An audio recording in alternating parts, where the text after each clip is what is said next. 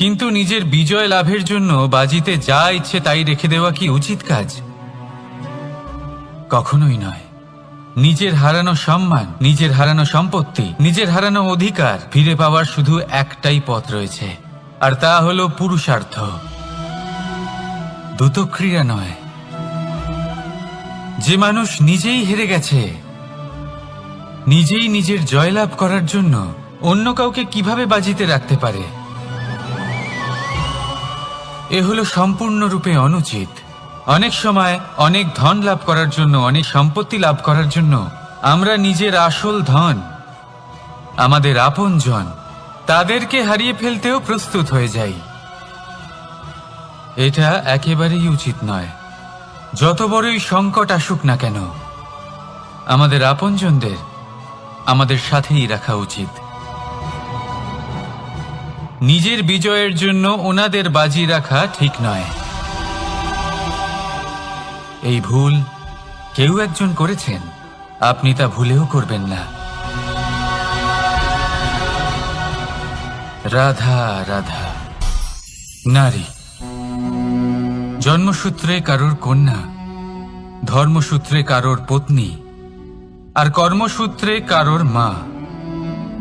আমাদের মনে এই ছবি আঁকা রয়েছে একজন নারীকে নিয়ে, তাই না? একটা অতুলনীয় ভূমিকা রয়েছে নারীদের আমাদের জীবনে, আর নারী ছাড়া আমরা কিছুই নই। কিন্তু অধিকার, সেখানে আমরা একটা ভুল করে বসি। যখন নারী একজন কন্যা থাকে, যখন সে জন্ম নেয়, তখন তার ওপর অধিকার থাকে তার পিতার। আর তারপর যখন বিয়ে হয়ে যায়, তখন তার অস্তিত্বের ওপর অধিকার থাকে তার স্বামীর। আর যখন তিনি মা হন, তখন নিজেই তিনি জীবনের সমস্ত অধিকার দিয়ে দেন তার সন্তানকে। কিন্তু আমরা কি কখনো এটা ভেবেছি এই জীবন হলো তার নিজের? যে নারী সবার কল্যাণ করছেন, তার জীবনের অধিকারও তার কাছেই থাকা উচিত, তাই না? তার নিজের জীবনের সিদ্ধান্ত সে নিজেই নিতে পারেন, নিজেই নিজের ভাগ্যের রচয়িতা হতে পারেন। আর এর জন্য আমাদের নিজেদের পাল্টাতে হবে, দৃষ্টিভঙ্গি পাল্টাতে হবে। কারণ এই ধারণা সেটা আজ বা কালকের ব্যাপার নয়, এটা ঘটে চলেছে বহু বছর ধরে, আর চলতেই থাকবে যদি আমরা এটা না বদলাই। আর এটা তখনই সম্ভব হবে যখন আমরা নিজেদের মধ্যে পরিবর্তন আনব। তাই আজকের পর থেকে, এই মুহূর্ত থেকে, কোনো নারীর ওপর অকারণ অধিকার স্থাপনের আগে সহস্রবার ভেবে দেখবেন। কারণ যখন নারী নিজের অধিকার কেড়ে নিতে বাধ্য হবেন, তখন শুধু এবং শুধুমাত্র বিনাশই ঘটবে। রাধা রাধা।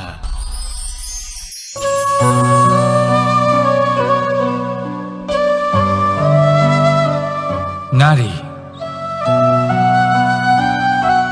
পুরুষরা যাকে নাম দিয়েছেন ত্রিয়া, কেন দিয়েছেন, কে দিয়েছেন, কেউ তা জানে না।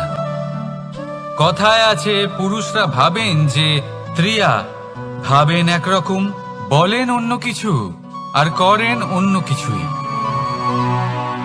কিন্তু সত্যিটা কি এটাই? আসল সত্যি হলো এটাই যে ত্রিয়া হলো সেই চরিত্রহীন পুরুষ, আর কেউ নয়।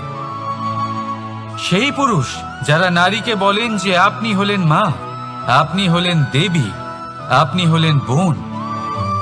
আর ভাবেন কি? ভাবেন যে এই নারী হলো আমাদের পায়ের ধুলো, আর কিচ্ছু নয়। আর কি করেন? ওনাদের মাথায়, ওনাদের খোপায় মালা পরিয়ে দিয়ে ভাবেন যে ওনারা হলেন তাদের পায়ের ধুলোর সমান। একজন নারীর সম্মান ভঙ্গ করেন, তাদের দাসী মনে করেন। ভুলবেন না, যত্র নারীয়াস্ত পূজ্যন্তে রমন্তে তত্র দেবতা। অর্থাৎ যেখানে নারীকে পুজো করা হয়, সেখানেই ঈশ্বর বাস করেন। আর যেখানে নারীকে অপমান করা হয়, সেখানে ঈশ্বর এবং ভাগ্য এই দুই রুষ্ট হয়। মনে রাখবেন, যদি নারী কল্যাণকারী হতে পারেন, তাহলে নারী মহাচণ্ডী রূপও ধারণ করতে পারেন। যদি একজন নারী মাতা হয়ে জন্মদান করতে পারেন, তাহলে নারী মৃত্যু হয়ে বিনাশও করতে পারেন। যেখানে নারী অপমানিত হবেন সেখানে মহান ভারতও মহাভারতের পথে অগ্রসর হতে পারে। তাই মনে রাখবেন, নারীর অপমান যেন কখনোই না ঘটে। আর যদি কোথাও নারীর অপমান হয়, তার অর্থ হলো আপনার বিনাশ আপনার দিকেই আসছে। আর এটা হলো তার প্রথম পদক্ষেপের প্রথম পদধ্বনি। রাধা রাধা। যদি সন্তান কোনো দুষ্কর্ম করে, তাহলে সেই অপরাধ শুধু কি সেই সন্তানের?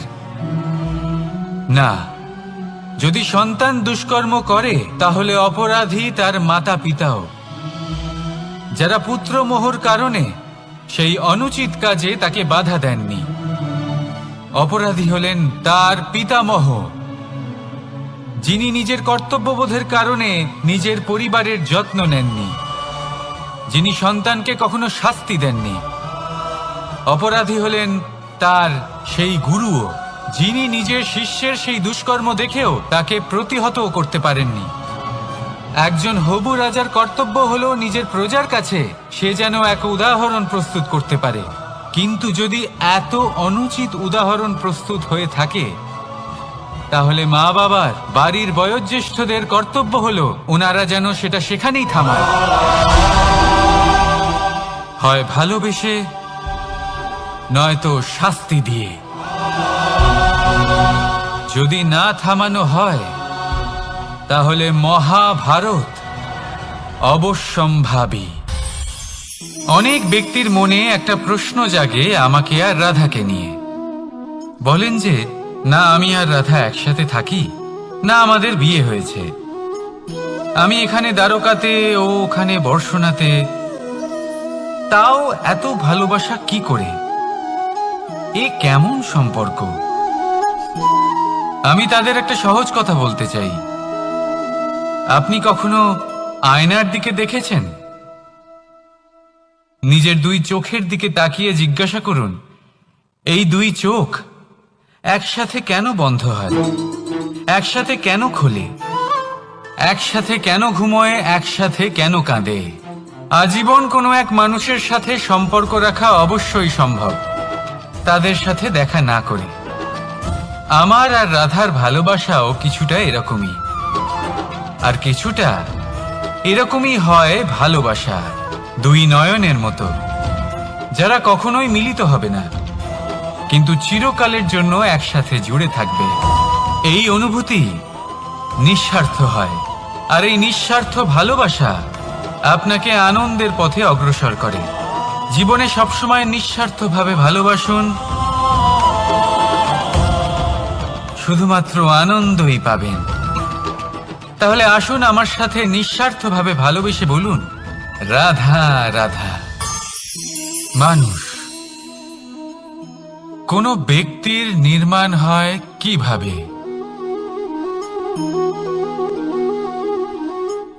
কেউ বলবেন পঞ্চতত্ত্বের দ্বারা, কেউ বলবেন আত্মা, দেহ ও চেতনার দ্বারা, কেউ বলবেন ঈশ্বরের কৃপার দ্বারা, তো কেউ বলবেন এই প্রকৃতির পরীক্ষার দ্বারা। না, মানুষের নির্মাণ হয়ে থাকে বিশ্বাস দ্বারা। ব্যক্তি তখনই গড়ে ওঠেন যখন ব্যক্তিত্ব থাকে, ঠিক কিনা? আর ব্যক্তিত্ব তখনই হবে আর সেরকমই হবে যেরকম বিশ্বাস আপনি নিজের উপরে রাখবেন। যদি আপনি মনে করেন আপনি বিষের ন্যায় হবেন, তাহলে আপনি বিষাক্তই হবেন। যদি আপনি এটা মনে করেন যে আপনি অমৃতের ন্যায় হবেন, তাহলে আপনি অমরই হয়ে যাবেন। যদি আপনি নিজের উপরে বিশ্বাস রাখেন যে আপনি সংসারের সব থেকে উঁচু পর্বতের শিখরে পৌঁছতে পারবেন, তাহলে আপনি অবশ্যই পৌঁছবেন। যদি আপনার এরকম মনে হয় যে আপনি এরকম কখনো করতে পারবেন না, তাহলে এরকম কখনোই হবে না। ভেবে দেখবেন, বিশ্বাসের মধ্যেই বিশ্ব বাস করে থাকে, তো আপনার অস্তিত্ব কেন করবে না? যেমন বিশ্বাস আপনি নিজের উপরে রাখবেন তেমনই আপনি হয়ে উঠবেন। সেই জন্য নিজের উপরে বিশ্বাস রাখুন, আর হ্যাঁ, ভালোবেসে বলুন রাধা রাধা। শত্রুতা। একজন মানুষ অন্য মানুষের সাথে শত্রুতা করে বসেন, দুজন ঘনিষ্ঠ বন্ধু। এমনও এক সময় আসতে পারে যখন এনারা একে অপরের শত্রু হয়ে ওঠেন। এর অনেকগুলো কারণ হতে পারে, কিন্তু মূল কারণ হলো আলোচনা। আগে হ্যাঁ, আপনি যদি কারোর বিষয়ে আলোচনা করেন তাহলে সে আপনার শত্রু হয়ে যেতে পারে। এবার মনে একটা প্রশ্ন আসতে পারে যে এটা কিভাবে সম্ভব হতে পারে? আলোচনা, এটা তো অত্যন্ত জরুরি। যদি আমি নিজের বন্ধুর খারাপ কাজের বিষয়ে আলোচনাই না করি তাহলে সে শুধরবে কি করে? এ কথা সত্যি যে আলোচনা আবশ্যক, কিন্তু তার থেকেও বেশি গুরুত্বপূর্ণ এবং আবশ্যক হলো আপনার এই সিদ্ধান্ত। সিদ্ধান্ত এটাই যে আপনার এই আলোচনা কোন স্থানে করবেন। যদি এটা সবার সামনে করবেন ভাবেন, তাহলে তা অপমানও হয়ে যেতে পারে। যদি এটা আলাদাভাবে করেন তাহলে তা পরামর্শ হয়ে যায়। অপমান কেউ স্বীকার করতে পারেন না, কিন্তু পরামর্শ সকলের ভালো লাগে। তাহলে যদি আপন কারোর জন্য ভালো কিছু চান, কাউকে শুধরে দিতে চান, আর আপনার মনে হয় আলোচনা আবশ্যক, তাহলে সর্বপ্রথম সময়, পরিস্থিতি আর স্থানের কথা মনে রাখবেন, নয়তো এই আলোচনা আপনাকে খুব ভোগাতে পারে। তাহলে আসুন আমার সাথে ভালোবেসে বলুন রাধা রাধা। আপনার জীবনেও কি সমস্যা রয়েছে? অবশ্যই থাকবে। প্রত্যেকের জীবনেই সমস্যা থাকে। প্রত্যেক মানুষ জিজ্ঞাসাও করেন যে এই সমস্যা আসলে কি আর কেন আসে জীবনে। আপনাকে একটা কথা বলে দিই যে সমস্যা আসলে সেটা নয় যা আপনার পথে বাধা সৃষ্টি করে, বরং সমস্যা হলো সেটাই যেটা আপনি তখন দেখতে পান যখন আপনার একাগ্রতা আপনার পথ থেকে, আপনার লক্ষ্য থেকে সরে যেতে থাকে। আর এই সমস্যাগুলি দূর করার জন্য, এর সমাধান করার জন্য একটাই পথ আছে, নিজের সমস্ত ভাবনা আরো একবার একাগ্র করুন নিজের পথের দিকে, নিজের লক্ষ্যের দিকে। আপনার সমস্ত ভাবনা যদি কেন্দ্রীভূত হয় নিজের লক্ষ্যে, তাহলে এই সমস্যা দূরে থাকবে। যদি এরকম না হয়, যদি আপনার মন একটু অন্যদিকে চলে যায়, তাহলে এই সমস্ত সমস্যা আবার সামনে চলে আসে আর বাড়তেও থাকে। দেখুন, যেখানে আপনার লক্ষ্য রয়েছে, বান যদি সেখানেই চালাতে হয়, তাহলে দৃষ্টি তো সেদিকেই রাখতে হবে। তবেই তো আপনি সেই লক্ষ্য ভেদ করতে পারবেন। সেই জন্য মনে রাখবেন, সর্বদা লক্ষ্য রাখবেন নিজের পথে, সেই পথেই সামনে এগোতে থাকুন নিজের লক্ষ্যের দিকে। আপনি যত সামনে এগোতে থাকবেন এই সমস্যা তত পিছিয়ে যাবে। তাহলে আসুন আমার সাথে ভালোবেসে বলুন রাধা রাধা। এই পাখিরা সত্যি খুব সুন্দর, আমার খুব ভালো লাগে। আপনি নিশ্চয়ই শুনে থাকবেন যে কিছু পাখির কাছে ডানা অবশ্যই থাকে, কিন্তু উড়তে পারে না। তারা চায় উঁচু আকাশে উড়ে বেড়াতে এবং মেঘেদের সাথে কথা বলতে, করতেই পারে না। এবার এই সংসারেও পাওয়া যায় ঘুড়িও। এদের মধ্যে না জীবন আছে, না প্রাণ আছে, আর না আছে ডানা, কিন্তু এরা আকাশের সাথে কথা বলে, হাওয়ার বেগের সাথে কথা বলে, আনন্দ করে, উৎফুল্ল হয়ে ওঠে। আকাশে জীবনের কিছু মুহূর্ত কাটায়। তার কারণ কি হতে পারে? কারণ হলো সুতো। এই সুতো যদি সঠিক হাতে থাকে, তাহলে এই কাগজের তৈরি ঘুড়িও আকাশের উচ্চতায় উড়ে বেড়াতে পারে। এবার এই সুতো আসলে কি? এই সুতো হলো আসলে ভালোবাসা। এই সুতো হলো আসলে বিশ্বাসের। আর এটা আপনি দিয়ে থাকেন তাদের হাতে যাদের আপনি বিশ্বাস করেন, যাদের আপনি নিজের সর্বস্ব দিয়ে দেন।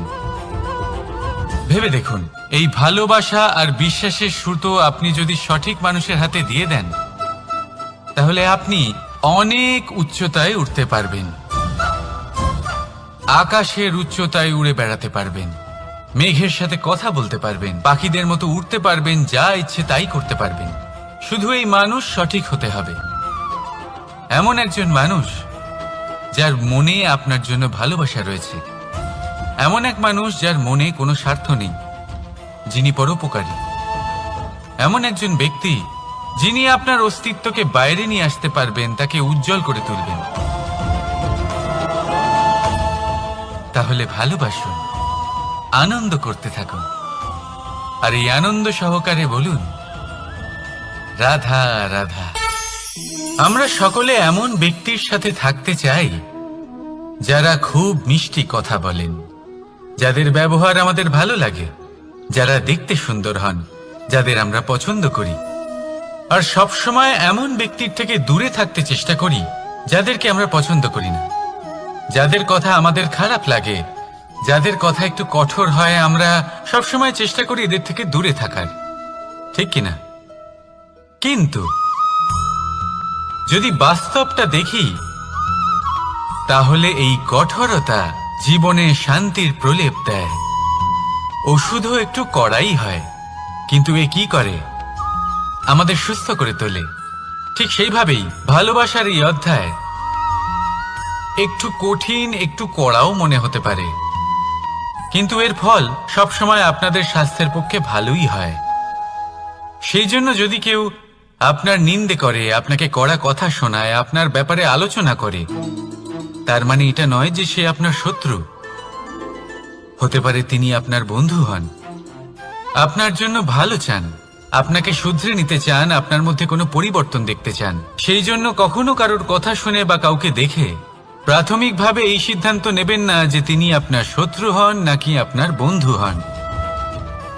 এমনও শত্রু হয়ে থাকেন যে গুড়ের মতো মিষ্টি মিষ্টি কথা বলে আসলে আপনাকে বিষ পান করিয়ে দেবেন, আর এমনও বন্ধু থাকেন যারা আসলে নিমের মতো কড়া কথা বলেন কিন্তু আপনাকে অমৃত পান করান। এদের মধ্যে পার্থক্য করতে জানতে হবে, কে আসলে শত্রু হন আবার কে আসলে মিত্র হন। এই পার্থক্য যখন আপনি করতে শিখবেন, তখন আপনি এই সংসারের সব থেকে সুখী প্রাণী হয়ে উঠবেন। এই পার্থক্য বোঝা সহজ নয়, কিন্তু অবশ্যই আবশ্যক। রাধা রাধা। অসুখ। এমন কোনো মানুষ আছেন এই সংসারে যার অসুখ করে না? প্রত্যেক মানুষ কখনো না কখনো অবশ্যই অসুস্থ হয়েছে, তার এই শরীর রোগের শিকার অবশ্যই হয়েছে। এবারে দেখুন, এই রোগ আসে, আবার এই রোগ চলেও যায়, কিন্তু সেই রোগ আমাদের কষ্ট দিতে কেন সক্ষম হয়? কারণ হলো স্বচ্ছতা। যদি এই স্বচ্ছতা শরীরে না থাকে, তাহলে মানুষকে শারীরিক কষ্ট পেতেই হবে। ঠিক সেইভাবেই অত্যন্ত প্রয়োজনীয় হলো এই স্বচ্ছতা যেন মনেও থাকে। যদি এই স্বচ্ছতা মনে না থাকে, তাহলে মানুষ চারিত্রিকভাবে কষ্ট সহ্য করেন। এবারে নিবারণ কি হতে পারে? বড়ই সহজ এর উপশম। যদি রোগ শরীরে হয়, তাহলে সর্বপ্রথম স্বচ্ছতা বজায় রাখতে শিখুন, এই শরীরকে পরিষ্কার রাখতে শিখুন। বিচক্ষণতার সাথে এই রোগের সম্মুখীন হন, ভয় পাওয়ার কোনো দরকার নেই। ব্যায়াম করতে থাকুন, সব ঠিক হয়ে যাবে। সেইভাবেই যদি এই অসুখ মনে হয়, তাহলে কি করা যায়? সর্বপ্রথম তার আধারের উপরে নজর দিন। আপনার এই আধারই হলো আপনার আহার। যা আপনি আহার করবেন, সেরকমই মানুষ হয়ে উঠবেন। সেইভাবেই আপনি যেরকম ভাবেন, সেরকমই মানুষ হয়ে উঠবেন। সেই জন্য নিজের ভাবনাকে শুভ করুন, নিজের দৃষ্টিভঙ্গিকে শুভ করে তুলুন, সবকিছু সঠিক হবে। আপনার আমার সবার মধ্যেই এক রাক্ষস বাস করে, তার সম্মুখীন হন, তাকে পরাস্ত করুন। তাহলে এই রোগ সে শরীরেই হোক বা মনের মধ্যে, যদি সঠিক সময় তাকে আটকানো না যায়, তাহলে যে কোনো সময় তা মহামারীর রূপ ধারণ করবে। সেই জন্য সাবধানে থাকুন, সুস্থ থাকুন। তাহলে আসুন আমার সাথে ভালোবেসে বলুন, রাধা রাধা। বাজ পাখিকে পক্ষীরাজ বলা হয়, বাজের আয়ু হলো মোটামুটি 70 বছর। এবার 40 বছর হতে হতেই ওদের পালক লম্বা এবং ভঙ্গুর হয়ে যেতে থাকে, ঠোঁট বেঁকে যায়, ডানা ভারী হয়ে যায়, অর্থাৎ আগের মতো উড়তে পারে না, সেই শক্তি থাকে না। এবার সেই বাজ কি করবে? বাজ সব থেকে কঠিন নির্বাচন করে, নির্বাচন নিজের পুনর্স্থাপনার। সর্বপ্রথম একটা বিশাল পর্বতে যায়, একান্তে নিজের এক বাসস্থান তৈরি করে, আর তারপরে পাথরের সাথে নিজের ঠোঁট বারবার আঘাত করতে করতে সেই ঠোঁট ভেঙে ফেলে। তারপরে সে অপেক্ষা করে সেই ঠোঁট পুনর্নির্মাণ হওয়ার। তারপর সেটাই করে নিজের পালকের সাথে। তারপরে নিজের ডানা থেকে এক এক করে ভারী পালকগুলো ছিঁড়ে ফেলে দেয়। আর তারপর 150 দিনের এই যন্ত্রণা সহ্য করার পরে ও ফিরে পায় নিজের ওড়বার অনন্য ক্ষমতা, সেই শক্তি। আর তারপরে ও জীবনের পরবর্তী 30 বছর বাঁচে। কি বুঝলেন আপনি? যদি ইচ্ছে শক্তি থাকে তাহলে একজন দুর্বলও শক্তিশালী হতে পারে। আপনিও এটাই করুন, নিজের অতীতের যন্ত্রণার বোঝাগুলিকে ত্যাগ করুন আর কল্পনার খোলা আকাশে উন্মুক্ত হয়ে উড়ে বেড়ান। নিজের পুনর্স্থাপনা করুন, তবেই সর্বশ্রেষ্ঠ হতে পারবেন। আর মনে রাখবেন, এই ছোট ছোট পদক্ষেপই বড় বড় শিখরে পৌঁছে দিতে পারে। তাহলে আসুন আর আমার সাথে ভালোবেসে বলুন, রাধা রাধা। আপনি কি কখনো জলকে নিজের মুঠোতে ধরে রাখার চেষ্টা করেছেন? চলুন আজ করা যাক।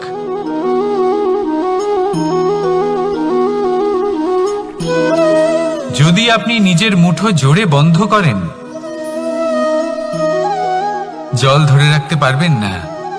যদি আপনি তাকে এমনি বইতে দেন,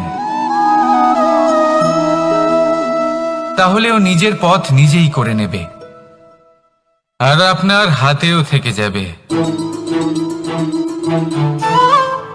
আমাদের জীবনও হলো কিছুটা এরকম, জলের মতো। নিজের পথ নিজেই করে নেয় এই জীবন। প্রত্যেক সমস্যার সমাধান নিজেই করে নেয় এই জীবন। তাই জীবনে যখন কোনো পরিস্থিতি আমাদের প্রতিকূল হয়ে থাকে, কিছুই হয়তো আমরা বুঝতে পারছি না, কিছুই যখন বসে থাকে না, তখন আমরা হতাশ হয়ে পড়ি, নিরাশ হয়ে পড়ি। আর এটাই করা উচিত নয়। শান্ত মনে দেখতে হবে যে এই জীবনে আসলে কি ঘটে চলেছে। কষ্ট সবাই ভোগ করেন। কষ্ট পেলে কেউ রেগে যান, রেগে গিয়ে পরাক্রম দেখান। এটাই তো করা উচিত নয়। শান্ত মনে সেটাই করতে হবে যা জীবন আমাদের শেখাতে চাইছে। জীবন আমাদের সব শিখিয়ে দেবে, শুধু মনে রাখবেন কখন প্রয়াস করতে হবে আর কখন আমাদের প্রতীক্ষা করতে হবে, সেটা আগে আপনাকে বুঝতে হবে। তাহলে আসুন আমার সাথে ভালোবেসে বলুন, রাধা রাধা। বল, শক্তি, পরাক্রম এই সংসারের বিকাশের মূল। কিন্তু কখনো ভেবেছেন যে প্রকৃতি আমাদের এই বল, শক্তি, পরাক্রম কেন দিয়েছেন? যাতে আমরা জীবনে কারোর উদ্ধার করতে পারি, কাউকে সাহায্য করতে পারি, কারোর জন্য ভালো কিছু করতে পারি, কোনো গরিব অসহায় মানুষের জন্য কিছু করতে পারি। এই বল, এই শক্তির সদ্ব্যবহার করতে পারি। কখনো দেখেছেন এমন মানুষ যার কাছে অসীম শক্তি আছে, কিন্তু তার সাথেই অসম্ভব অহংকারও রয়েছে, যিনি নিজেকে সর্বশ্রেষ্ঠ বলে মনে করেন, খারাপ কাজও করেন। আপনি দেখবেন প্রকৃতি এবং মানুষ তাকে ভাঙতে সর্বদা চেষ্টা করেন। মনে রাখবেন, যতই সুবিশাল পর্বত হোক না কেন, তা যদি পথে পড়ে, তাকে ভেঙে পথ প্রশস্ত করা হয়। যদি আপনার কাছে বল থাকে, শক্তি থাকে, পরাক্রম থাকে, তাহলে তার সদ্ব্যবহার করুন, কাউকে সাহায্য করুন, কাউকে রক্ষা করুন। যদি আপনি আপনার শক্তির দুর্ব্যবহার করেন, তাহলে মনে রাখবেন আপনি নিজের বিনাশ নিজেই আমন্ত্রণ করছেন। এবার বল অর্জন করার পরে, শক্তি অর্জন করার পরে, আপনি নিজেকে বিনাশ করতে চান নাকি এই সংসারের উদ্ধার করতে চান, সিদ্ধান্ত আপনার। রাধা রাধা। মানুষ আর ধন, এই দুইয়ের মধ্যে সম্পর্ক খুব ঘনিষ্ঠ। ধন হলো সেই শক্তি যার ব্যবহার মানুষ করে থাকে সাংসারিক বস্তু ক্রয় করার জন্য, নিজের জীবন যাপন করার জন্য। আর মানুষ হলো সেই শক্তি যারা ধনকে গুরুত্বপূর্ণ করে তোলেন। এবার একটা কথা বলি, ব্যবহার করা উচিত ধনকে আর ভালোবাসা উচিত মানুষকে। এটা বেশিরভাগ মানুষই বোঝেন না। মানুষ এখানেই সব থেকে বড় ভুল করে বসেন। তারা ভালোবাসেন ধনকে আর ব্যবহার করেন মানুষকে। এ হলো অনুচিত। দেখুন, আপনি একটা সূচের দ্বারা যুদ্ধ করতে পারবেন না, আর কোনো তলোয়ার দ্বারা বস্ত্র সেলাই করতে পারবেন না, তাই না? কোনটা কিসের জন্য হয় সেটা বোঝা অত্যন্ত জরুরি। আপনিও সঠিক দিকে অগ্রসর হন। মানুষকে ভালোবাসুন আর ধনকে ব্যবহার করুন। যদি আপনি মানুষকে ব্যবহার করেন তাহলে আপনি ভালোবেসে ফেলবেন ধনকে, আর এই ভালোবাসা ধীরে ধীরে পরিণত হবে লোভে, আর ধীরে ধীরে এটা আপনাকে বিনাশ করে দেবে। তাহলে সমস্ত মানুষকে ভালোবাসুন আর এইভাবে ভালোবেসে বলুন, রাধা রাধা। সাফল্য কে না চান? সাফল্য লাভ করার, শিখরে পৌঁছানোর আলাদাই একটা আনন্দ রয়েছে। আর আপনজনদেরও কে না চান? প্রত্যেক মানুষ চান যেন জীবনে তার কোনো আপনজন থাকে, যারা সবসময় তাদের সাথে থাকবে। কারণ আপনজনের সাথেই তো সাফল্যের আনন্দ সব থেকে বেশি পাওয়া যায়। কিন্তু আসলে কি হয়, অনেক সময় সাফল্যের খোঁজে সেই পথে চলতে চলতে আমরা আপনদের থেকে দূরে চলে যাই। না চাইতেও দূরে চলে যেতে হয়, ওনাদের সাথে সময় কাটাতে পারি না। আর আমরা ভুলে যাই যে সাফল্যের আসল আনন্দ আপনজনদের সাথেই পাওয়া যায়। সফল হওয়ার পরে আপনদের সাথে দেখা হলে তাদের চোখে আমাদের জন্য যে আবেগ থাকে, যে সম্মান, যে প্রেম থাকে, সেটাই হলো আসল পুরস্কার। আমরা সেই কথা ভুলে যাই এবং একা হয়ে পড়ি। বেশিরভাগ সময় এটাই হয়। বেশিরভাগ সময় সফল মানুষগুলি একা হয়ে যান। এবার আপনি কি চান? আপনি অসফল হয়ে দিনগুলি একাকিত্বে কাটাতে চান, নাকি সফল হয়ে আপনজনদের সাথে আনন্দে থাকতে চান? সেই সিদ্ধান্ত আপনার। সাফল্যের পেছনে ছুটুন, নিজেকে উজাড় করে দিন, কিন্তু আপনজনদের সঙ্গ ত্যাগ করবেন না। সেই আপনজন যারা আপনার সাফল্যের জন্য দায়ী, সেই আপনজন যিনি আপনার সাফল্যে আনন্দ পান, সুখ লাভ করেন, তাদের কখনো ত্যাগ করবেন না। আসুন আমার সাথে ভালোবেসে বলুন, রাধা রাধা। ভগবান আর ভক্ত যখন এক আকার হয়ে যায়, যখন ভক্ত তার ভগবানের প্রতি এবং নিজের জীবনের উদ্দেশ্যের প্রতি সম্পূর্ণরূপে সমর্পিত হয়, তখন জন্ম নেয় ভক্তি। এই সংসারের সমস্ত আশা হয়তো আপনার সঙ্গ ত্যাগ করে দিতে পারে, তখনও ভক্তি সাথে থাকবে। ভক্ত আর ভগবান যখন এক আকার হয়ে যায়, তাদের মধ্যে কোনো পার্থক্য থাকে না। তারা এক হয়ে যায়, এক ব্যক্তিত্ব, এক অস্তিত্ব। সেই জন্য কখনো জীবনে যে কোনো রূপেই, যে কোনো প্রকারেই, যে কোনো ঈশ্বরকে মান্য করুন। মনের মধ্যে শ্রদ্ধা ভাব জাগ্রত করুন, মনে ভক্তি ভাব জাগ্রত করুন। এই সমগ্র সংসারে সব কিছু আপনাকে ছেড়ে চলে গেলেও তখনও এই ভক্তি শুধুমাত্র আপনার উত্থান ঘটাবে। তাই মনে ভক্তি জাগ্রত করুন আর আমার সাথে ভালোবেসে বলুন, রাধা রাধা। শব্দই হলো শূন্য, শব্দই হলো আরম্ভ, শব্দই হলো অন্ত, শব্দই হলো অমর, শব্দই হলো ব্রহ্ম। এই শব্দ হলো অত্যন্ত বিশেষ। কেউ কাঁদলে তাকে হাসিয়ে তোলে, কেউ হাসলে তাকে কাঁদিয়ে দেয়। কারোর মনে উদ্দীপনা জাগিয়ে তুলতে পারে, আবার কারোর মনে কাঁটা হয়ে বিঁধে থাকতে পারে। একটা অত্যন্ত গুরুত্বপূর্ণ কথা যা বোঝা অত্যন্ত আবশ্যক। আপনার মন, আপনার হৃদয়ে যতই শুদ্ধ হোক না কেন, যতই পবিত্র হোক না কেন, আপনার দৃষ্টিভঙ্গি যতই স্পষ্ট হোক না কেন, যদি আপনার কথা পবিত্র না হয়, যদি আপনার শব্দ শুদ্ধ না হয়, তাহলে তা আপনাকে আপনার কর্মফল ভোগ করতে বাধ্য করবেই। একটা সহজ উদাহরণ দিই, আপনার জীবনে এমন কেউ অবশ্যই থাকবেন যাকে আপনি পছন্দ করেন না, যিনি হয়তো অধর্মী মানুষ, যিনি হয়তো দুর্বুদ্ধি সম্পন্ন মানুষ, কিন্তু তার জন্য অপশব্দ প্রয়োগ করলে তার মধ্যে কোনো পরিবর্তন আসবে না, তার মানসিকতা বদলাবে না, শুধু মনে প্রতিশোধ স্পৃহা জেগে উঠবে, মনে হিংসা জাগবে, আর কিচ্ছু নয়। সেই জন্য নিজের শব্দকে নিয়ন্ত্রণ করুন, নিজের কথা সংযত করুন। শ্রেষ্ঠ থেকে শ্রেষ্ঠতর মানুষকেও সাবধানী হতে হয়, কারণ যদি এই শব্দের প্রয়োগ সঠিক না হয় তাহলে আজীবন মানুষকে নির্বাক হয়ে থাকতে হতে পারে। তাহলে নিজের শব্দ নিয়ন্ত্রিত রাখুন, নিজের কথাকে শুভ করুন, এতে প্রেমবোধ জাগিয়ে তুলুন, আর সেই প্রেমবোধ নিয়েই বলুন রাধা রাধা। বরদান এবং অভিশাপ এই দুই হলো একই মুদ্রার দুটি পিঠ। এই বরদান আমরা অনেক কারণে পেতে পারি, কখনো নিজের পরিশ্রমের কারণে, কখনো নিজের তপস্যার কারণে, কখনো আমাদের পূর্বপুরুষদের কর্ম ও তপস্যার কারণে। কিন্তু এই বরদান কতক্ষণ বরদান থাকবে তা আমরা নিশ্চিত করতে পারি না, তা সুনিশ্চিত করে শুধুমাত্র আমাদের কর্ম। যদি আপনাকে উদাহরণ দিই, আপনি রেশমের কীট দেখেছেন? ও বরদান পেয়েছে যে ও নিজের সুরক্ষার জন্য খোলস বানাতে পারে। এবারও তাতে এত মত্ত হয়ে যায় যে এমন এক আবরণ বানিয়ে ফেলে যাতে সে নিজেই আবদ্ধ হয়ে চাপা পড়ে মরে যায়। এটার তাৎপর্য কি? তাৎপর্য খুবই সরল। গর্ব করা খুবই ভালো, কিন্তু অহংকার করা কখনোই উচিত নয়।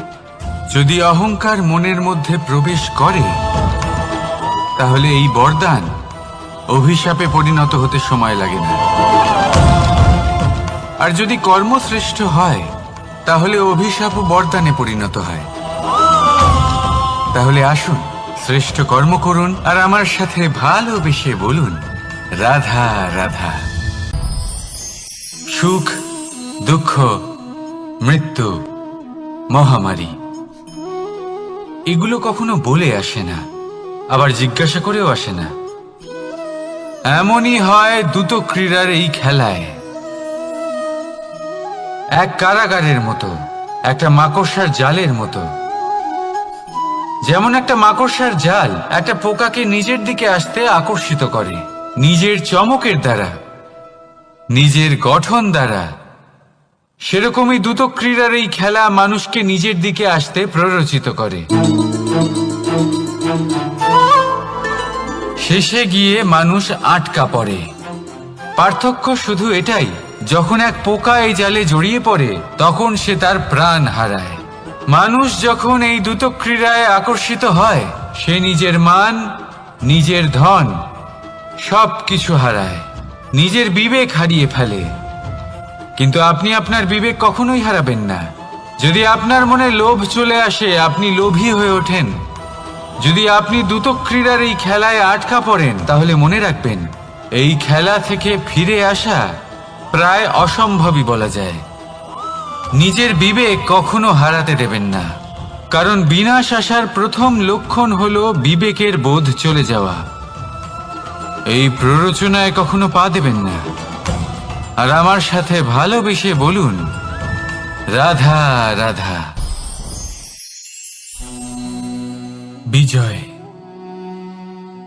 বিজয় লাভের জন্য মানুষ কি না করে থাকে, যে কোনো সম্ভাব্য প্রচেষ্টা করে। কিন্তু নিজের বিজয় লাভের জন্য বাজিতে যা ইচ্ছে তাই রেখে দেওয়া কি উচিত কাজ? কখনোই নয়। নিজের হারানো সম্মান, নিজের হারানো সম্পত্তি, নিজের হারানো অধিকার ফিরে পাওয়ার শুধু একটাই পথ রয়েছে, আর তা হলো পুরুষার্থ, দ্রুতক্রিয়া নয়। যে মানুষ নিজেই হেরে গেছে, নিজেই নিজের জয়লাভ করার জন্য অন্য কাউকে কিভাবে বাজিতে রাখতে পারে? এ হলো সম্পূর্ণরূপে অনুচিত। অনেক সময় অনেক ধন লাভ করার জন্য, অনেক সম্পত্তি লাভ করার জন্য আমরা নিজের আসল ধন, আমাদের আপনজন, তাদেরকে হারিয়ে ফেলতেও প্রস্তুত হয়ে যাই। এটা একেবারেই উচিত নয়। যত বড়ই সংকট আসুক না কেন, আমাদের আপনজনদের আমাদের সাথেই রাখা উচিত। নিজের বিজয়ের জন্য ওনাদের বাজি রাখা ঠিক নয়। এই ভুল কেউ একজন করেছেন, আপনি তা ভুলেও করবেন না। রাধা রাধা। নারী জন্মসূত্রে কারোর কন্যা, ধর্মসূত্রে কারোর পত্নী, আর কর্মসূত্রে কারোর মা। আমাদের মনে এই ছবি আঁকা রয়েছে একজন নারীকে নিয়ে, তাই না? একটা অতুলনীয় ভূমিকা রয়েছে নারীদের আমাদের জীবনে, আর নারী ছাড়া আমরা কিছুই নই। কিন্তু অধিকার, সেখানে আমরা একটা ভুল করে বসি। যখন নারী একজন কন্যা থাকে, যখন সে জন্ম নেয়, তখন তার ওপর অধিকার থাকে তার পিতার। আর তারপর যখন বিয়ে হয়ে যায়, তখন তার অস্তিত্বের উপর অধিকার থাকে তার স্বামীর। আর যখন তিনি মা হন, তখন নিজেই তিনি জীবনের সমস্ত অধিকার দিয়ে দেন তার সন্তানকে। কিন্তু আমরা কি কখনো এটা ভেবেছি এই জীবন হলো তার নিজের? যে নারী সবার কল্যাণ করছেন, তার জীবনের অধিকারও তার কাছেই থাকা উচিত, তাই না? তার নিজের জীবনের সিদ্ধান্ত সে নিজেই নিতে পারেন, নিজেই নিজের ভাগ্যের রচয়িতা হতে পারেন। আর এর জন্য আমাদের নিজেদের পাল্টাতে হবে, দৃষ্টিভঙ্গি পাল্টাতে হবে। কারণ এই ধারণা সেটা আজ বা কালকের ব্যাপার নয়, এটা ঘটে চলেছে বহু বছর ধরে আর চলতেই থাকবে যদি আমরা এটা না বদলাই। আর এটা তখনই সম্ভব হবে যখন আমরা নিজেদের মধ্যে পরিবর্তন আনব। তাই আজকের পর থেকে, এই মুহূর্ত থেকে কোনো নারীর ওপর অকারণ অধিকার স্থাপনের আগে সহস্রবার ভেবে দেখবেন। কারণ যখন নারী নিজের অধিকার কেড়ে নিতে বাধ্য হবেন, তখন শুধু এবং শুধুমাত্র বিনাশই ঘটবে। রাধা রাধা।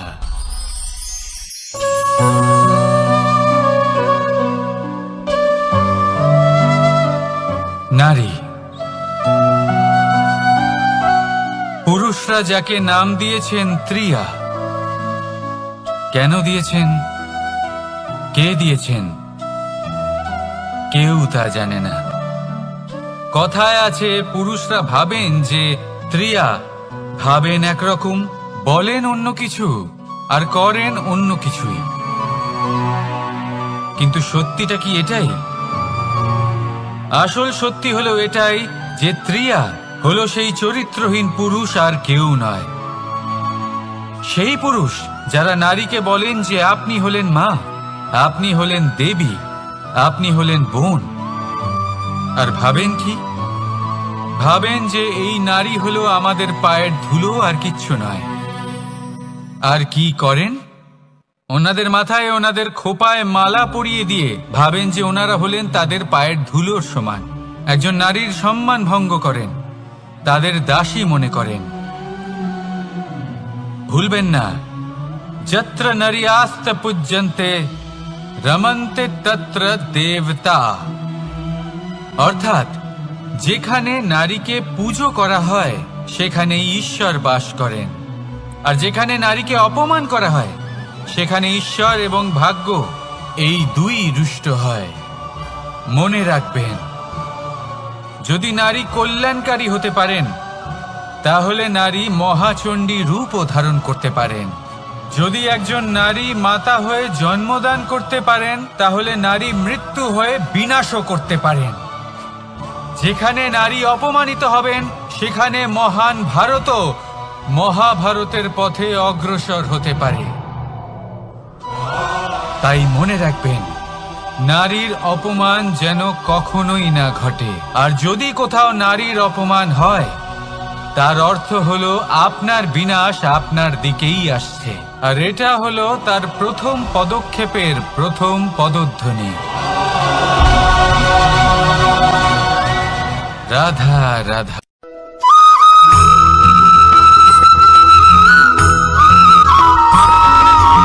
এই সংসারে সব থেকে বড় ব্যক্তি কে?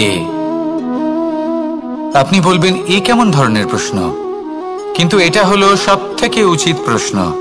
কেউ এর উত্তর দেবে যে সেই মহাপ্রতাপী রাজা তিনি হলেন সবথেকে বড় ব্যক্তি, সেই বড় রাজনীতিবিদ তিনিই সবথেকে বড় ব্যক্তি। আমি আপনাকে জানাই যে সংসারের সবথেকে বড় ব্যক্তি হলেন তিনি, যার সাথে দেখা করলে আপনি নিজেকে ছোট মনে করবেন না। কোনো ব্যক্তি যিনি সবথেকে বেশি শক্তিশালী, আপনি যদি তার সামনে যান তাহলে উনি আপনার অন্তরের শক্তিকে বাইরে বের করে আনবে, আপনার অন্তরে লুকিয়ে থাকা শক্তিকে জাগ্রত করতে প্রেরণা প্রদান করবে। তিনি হলেন বড় ব্যক্তি, তিনি হলেন মহান ব্যক্তি। তিনি নন যিনি নিজের বল এবং ঐশ্বর্য দ্বারা আপনাকে তার সামনে ছোট প্রমাণ করবেন। এবং সেই জন্য মহাদেব আমার আরাধ্য হলেন আমার খুব প্রিয়। কারণ রাজা হোক বা ফকির, কেউ যদি ওনার সামনে যান তাহলে সে নিজেকে ছোট মনে করেন না। আপনিও যদি জীবনে অনেক বড় হতে চান তাহলে কাউকে কখনো নিজেকে ছোট মনে করতে দেবেন না। তার অন্তরে বড় হয়ে ওঠার প্রেরণা প্রদান করুন। আসুন আমার সাথে ভালোবেসে বলুন, রাধা রাধা।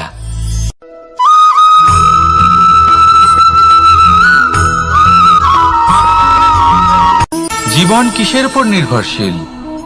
ধনের ওপর, বৈভবের অনুভব যদি আপনি করতে চান তাহলে তা পাবেন শুধু একতার দ্বারা, সংগঠনের দ্বারা। যদি আপনাকে উদাহরণ দিই, নিজের এই হাতটাকে দেখুন, 5টা আঙুল রয়েছে। কোনো একটা বস্তুকে নিজের একটা আঙুল দ্বারা তুলে ধরার চেষ্টা করে দেখুন, বড়ই কষ্ট হবে। তখন আপনি বুঝতে পারবেন যখন এই 5টি আঙুল একত্রিত হয় তখন কোনো কাজ কতটা সহজ হতে পারে। এটাই হলো শক্তি একতার। সবথেকে ভালো উদাহরণ যদি আপনাকে দিই তাহলে বাঁশি। এই বাঁশি থেকে অত্যন্ত মধুর সুর নির্গত হয় যা সবার মন প্রসন্ন করে দেয়। এই কথা সত্যি, কিন্তু এই বাঁশি আমি একটা বা দুটো আঙুল দিয়ে বাজাতে পারবো না। আমাকে প্রত্যেকটা আঙুল ব্যবহার করতেই হবে, তবেই এর থেকে মধুর সুর নির্গত হবে যা সকলকে প্রসন্ন করবে, ঠিক কিনা? ঠিক এইভাবেই যদি আপনি চান যে আপনার জীবনরূপী বাঁশি থেকেও মধুর সুর নির্গত হোক বা সবার মনকে প্রসন্ন করে তুলুক, তাহলে আপনাকেও জীবনে একতা নিয়ে আসতেই হবে। আপনি একাও কর্ম করতে পারেন, পথ চলতেও পারেন, সামনেও এগোতে পারেন, সাফল্যও লাভ করতে পারেন। কিন্তু যখন সকলে একসাথে এগোবেন, সেই পথে চলবেন, সেই কর্মই করবেন, তখন লক্ষ্যে অবশ্যই পৌঁছবেন, সাফল্য অবশ্যই লাভ করবেন। কিন্তু সেই সাফল্য এবং তার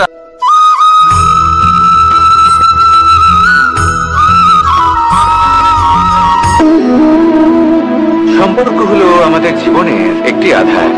কিছু সম্পর্ক এমন যে আমরা জন্মসূত্রে লাভ করি, যেমন পরিবার, মা, বাবা। কিছু সম্পর্ক আছে যে আমরা জীবনে অর্জন করে থাকি, তা সে প্রেমের হোক, স্নেহের হোক বা বন্ধুত্বের। এই সকল সম্পর্ক লাভ করার বা গড়ে তোলার 5টি ধাপ রয়েছে। প্রথম ধাপ, কোনো ব্যক্তির সাথে আলাপ হওয়া, তার সাথে কথা বলা বা তাকে দেখা।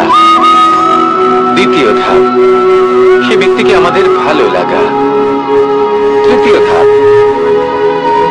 আমাদের এটা চাইতে শুরু করা যে জীবনে এই ব্যক্তি যেন আমাদের বন্ধু হন, আমাদের জীবনে থাকে, বা আমাদের কাউকে ভালোবেসে ফেলা। আর এটা আমাদের ভাবা বা চাওয়া যে সেই ব্যক্তি যেন আজীবন আমার সাথে থাকেন, আমার জীবনে আমার সাথী হয়। চতুর্থ ধাপ, লাভ করা। এবার এই ধাপটি অনেক মানুষের পক্ষে খুবই সরল হয়, বড়ই সরল ভাবে নিজেদের সঙ্গীকে লাভ করে থাকে। কিছু মানুষের জন্য এই ধাপ অত্যন্ত কঠিন হয়ে থাকে। অনেক প্রতিকূল পরিস্থিতির উপর জয়লাভ করে তারা সঙ্গীকে লাভ করেন, কিন্তু লাভ অবশ্যই করেন। এরপরে আসে পঞ্চম, অন্তিম এবং সব থেকে গুরুত্বপূর্ণ ধাপ। সেটা হলো সেই সম্পর্ক পালন করা। এটা হলো এমন এক বিষয় যা প্রত্যেক মানুষের শেখা উচিত। যদি ব্যক্তি নিজের জীবনে সম্পর্ক রক্ষা করতে শিখে যান, তবে প্রত্যেক সম্পর্ক তার জীবনকে স্বর্গ করে তুলবে। আসুন আর আমার সাথে ভালোবেসে বলুন, রাধা রাধা।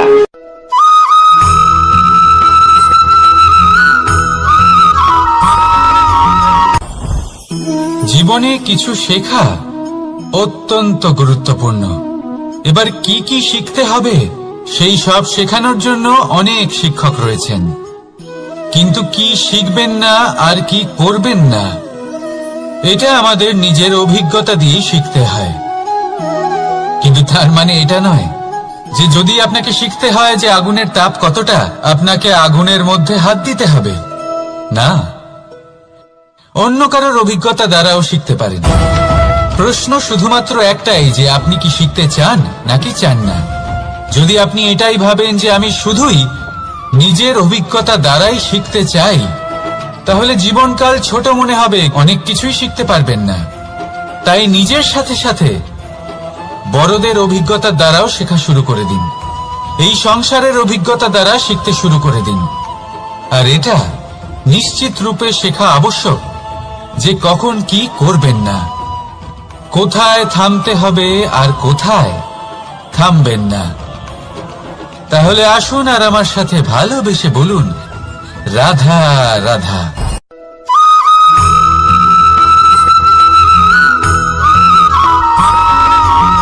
ভালো, শুধু ওনাদের কঠোর ব্যবহার দেখলে আমরা একটু ভয় পেয়ে যাই। এবার ওনাদের এই কঠোর ব্যবহার আমাদের ভালো না লাগলেও অত্যন্ত আবশ্যক, কারণ মাতার থেকে আমরা যে শক্তি লাভ করি তা যেন নিয়ন্ত্রণ হারিয়ে বিধ্বংসী না হয়ে ওঠে। আমরা যেন কোনো কুপথে না চলে যাই, আমরা কখনো যেন দোষ না করে ফেলি। শুধু সেই জন্য পিতা এবং গুরু একটু কঠোর হয়ে ওঠেন, এবং ওনাদের এই কঠোর আচরণ ভবিষ্যতে গিয়ে আমরা অবশ্যই বুঝতে পারি। জীবনে কিছু বছর আমরা এগিয়ে যাই আর তারপর আমরা বুঝতে পারি যে বাবা এবং গুরু আমাদের যথেষ্ট ভালোবাসতেন, কিন্তু ওনাদের ভালোবাসার বহিঃপ্রকাশ আলাদা। প্রয়োজনীয় হলো এটা দেখার, এটা বোঝার যে শুরু থেকে আমাদের প্রতি ওনাদের আচরণ কেমন ছিল। ওনাদের কঠোর হওয়ার পেছনে ওনাদের ভালোবাসাটা বোঝার চেষ্টা করুন, ওনাদের চিন্তাটা বোঝার চেষ্টা করুন, ওনাদের পথপ্রদর্শনের আড়ালে আপনার ভবিষ্যতের জন্য যে পরিকল্পনা ওনারা করেছেন সেটা বোঝার চেষ্টা করুন। তখন আপনারা বুঝতে পারবেন ওনাদের ভালোবাসাকে। আপনার মনের মধ্যে আপনা থেকেই ওনাদের প্রতি সম্মান জেগে উঠবে। নিজের পিতা এবং নিজের গুরু এই দুজনের প্রতি কৃতজ্ঞতা প্রকাশ করুন আর আমার সাথে ভালোবেসে বলুন, রাধা রাধা।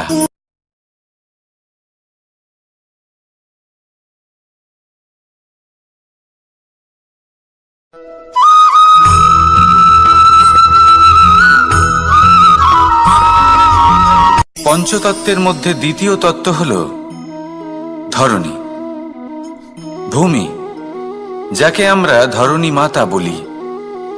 এই ধরণী ধৈর্য ধারণ করে আর এর ওপরেই আমাদের সমগ্র সংসার নির্ভরশীল, কারণ এই ভূমি সহ্য ক্ষমতা রাখে। এর সহ্য ক্ষমতা হলো অপরিসীম। সন্তান যতই আঘাত প্রদান করুক না কেন প্রেম পূর্বক সহ্য করে আর তার বদলে অমূল্য রত্ন প্রদান করে। সন্তান যদি হাল চালায় তাহলে তার বদলে তাকে অন্ন প্রদান করে। এটাই হলো ধরণী। এবার এর থেকে আমরা কি শিক্ষা পেতে পারি? এটাই যে কারোর জন্য কিছু করা বা কাউকে কিছু দেওয়া মনে কোনো কামনা ছাড়াই। আর এই কথাটা বুঝে যান, যদি কারোর জন্য কামনা না রেখে বা কোনো পাওয়ার আশা না রেখে কারোর জন্য কিছু করেন বা কারোকে কিছু দেন, যদি এটা আপনি শিখতে পারেন তবে আপনি ভালোবাসতে শিখে গেছেন। আর সেই জন্যই এই ধরিত্রীকে মাতা বলা হয়, কারণ মাতা শুধু উনি নন যিনি গর্ভে সন্তানকে ধারণ করেন, মাতা তো উনিও যিনি জীবন বাঁচতে শেখান, যিনি জীবন বাঁচার উদাহরণ প্রদান করেন। তাহলে ধরণীর থেকে এই নিঃস্বার্থ ভাব শিখুন, নিঃস্বার্থ ভালোবাসা শিখুন, আর এই ভালোবাসার সাথেই বলুন, রাধা রাধা।